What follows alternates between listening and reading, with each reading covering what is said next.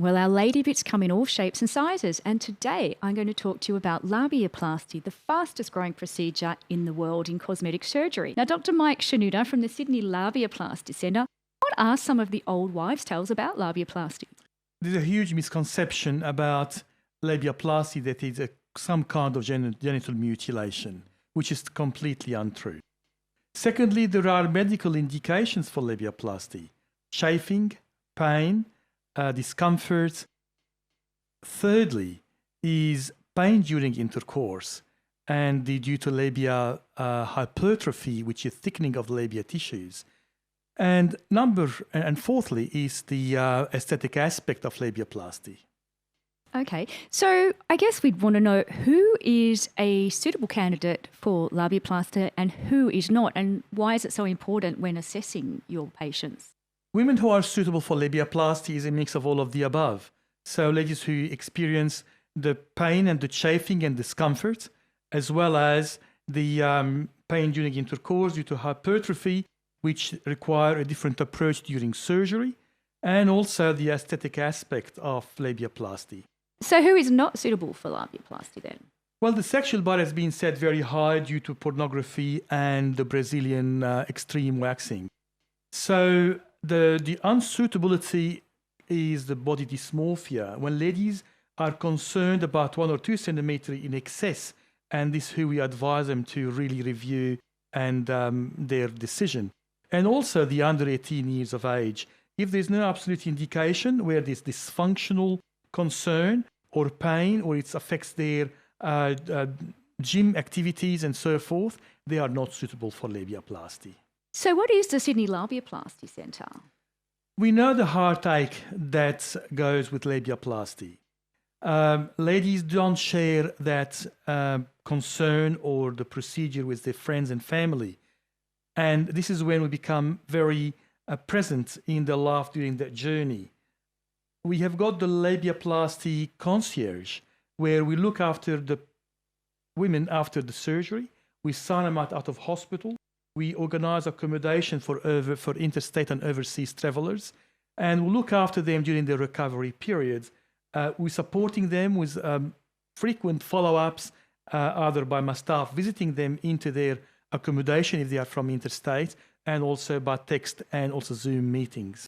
Okay, so in your time, you've probably operated on some, women who are quite distressed about their condition. What are some of the things that they do or say or tell you about? I was surprised and shocked by certain fear and concern they have. They have a shower in their undies. They haven't shown their vagina to their husband for 10 years. They avoid being in a relationship because of the aspect, because of the aesthetic aspect of their vaginas. So it has been certainly a big hindrance in their life.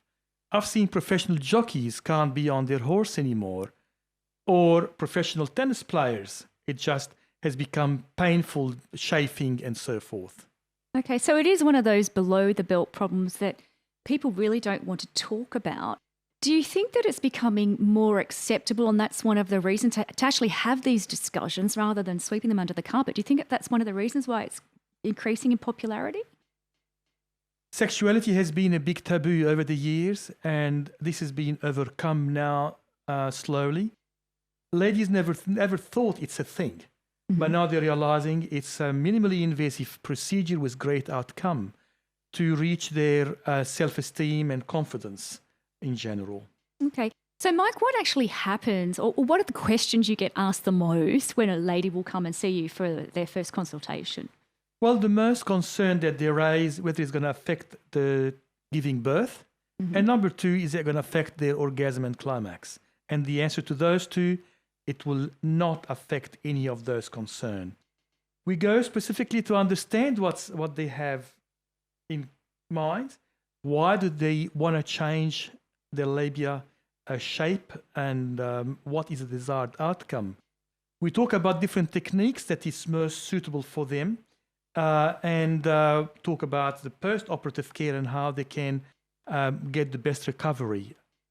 I must say I'm so privileged to be able to assist hundreds of women to achieve their very personal and very intimate area of their life. Mike, when you do this procedure and they come back to you 6 months later, do they come back to you 6 months later for a follow-up? 3 weeks. 3 weeks later. What do they say to you? The most striking and rewarding for me is their happiness.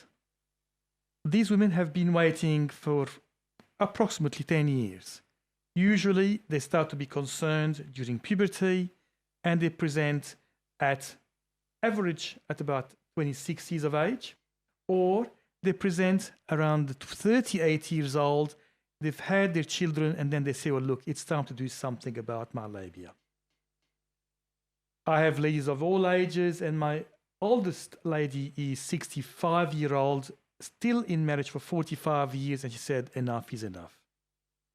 So the passion I get and the biggest drive is the happiness I see when they come back for follow-up.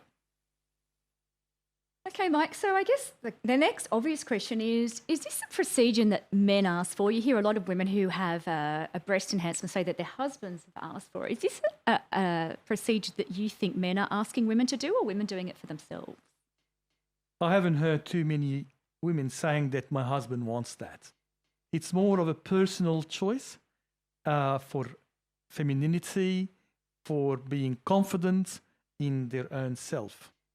It's very private, and it's about the lady. Men are happy to enjoy the intimate time with their partners. Okay. So, Mike, how popular is this procedure?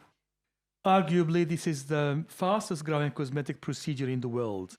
The American Society of Plastic Surgeons reported an increase of 45% in 1 year alone in 2016. In Australia, we are following this trend now, and it's called designer vagina. Okay, well, thank you very much, Dr. Mike M.D, Thanks, Jane. who's talking to us today about labiaplasty and giving us some wonderful insights into that, into a procedure that really is for many women who have for years been suffering in silence.